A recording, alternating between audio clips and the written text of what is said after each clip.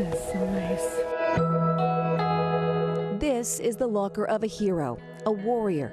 That's how many describe Sergeant Ron Helus, his uniform, badge, and boots, now under lights at the Ventura County Sheriff's Department after he was killed saving lives during the borderline shooting. Do you still feel sometimes like Ron might come walking through the door? Mm-hmm. Reality's kind of setting in.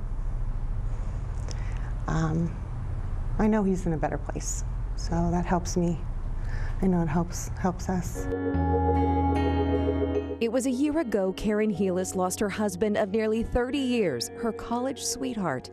Their son Jordan lost his father, best friend, and fishing buddy. Does it feel like a year?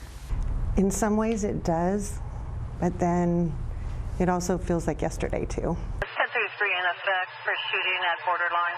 Hours before the gunfire on November 7th, 2018, Karen says it was a normal day at the Helus home. She even helped Ron load his pickup truck to go to work, the last moment they'd ever see each other. I don't think I'll ever forget this, but there was like this really cool sunset, and it was pink, and his truck is black, and it kind of sparkled. And then as he was pulling out of the driveway, he just put, his hand up. I love you. Did you do it back? Mm-hmm. Always did. That was kind of our thing. Later that night, when Karen didn't get her usual call from Ron, she decided to turn on an app that monitors police radio traffic. And then all of a sudden, I heard that call, and then I heard him respond. Be advised, there are multiple shots being fired to the back northwest area. Karen listened from home, even hearing Ron's voice at times as those tragic moments unfolded at borderline. I didn't realize the magnitude of it.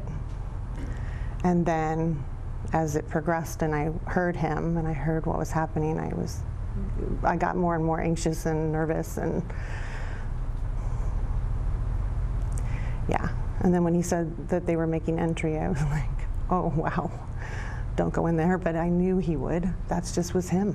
He wasn't gonna let those people be hurt if he could help it. We have a witness advising that his friend was shot in the chest. The suspect had an Uzi-type weapon and threw a smoke grenade. I'm trying to imagine what you must have been thinking. I felt helpless.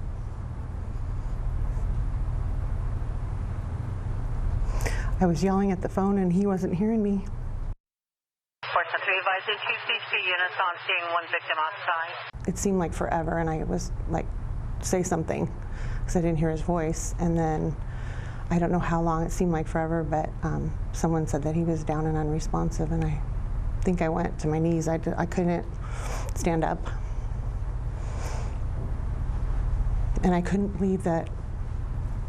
I think what I thought was, that doesn't happen here. That doesn't happen to people like us, right? But it does. We are interrupting programming right now to bring you what is a terrible tragedy that appears to be unfolding right now in Thousand Oaks, a report of a mass shooting. Sergeant Helus was among the 12 people killed that evening, shot 5 times by the gunman. Amid the chaos, investigators later determined that he died from a responding officer's bullet. Karen says that she has since met that officer and does not blame him, calling him a great person. And knowing Ron, she says that he would have reacted the same way again to save the 248 people who made it out alive, many of whom she has also met. They thank me for my husband's sacrifice. That always gets me. And they ask me what they should do. I tell them, just live a good life and let me know what you're doing.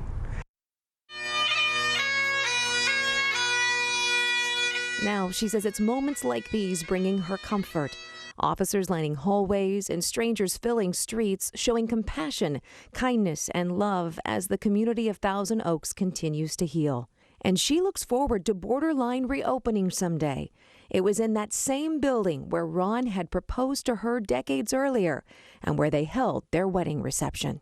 I want it to be rebuilt because I think then evil doesn't win. To me, that's strong. And I think that's what Ron would have wanted, actually. Hello, I'm Mark Brown. Click the ABC7 logo to subscribe to our Eyewitness News YouTube channel.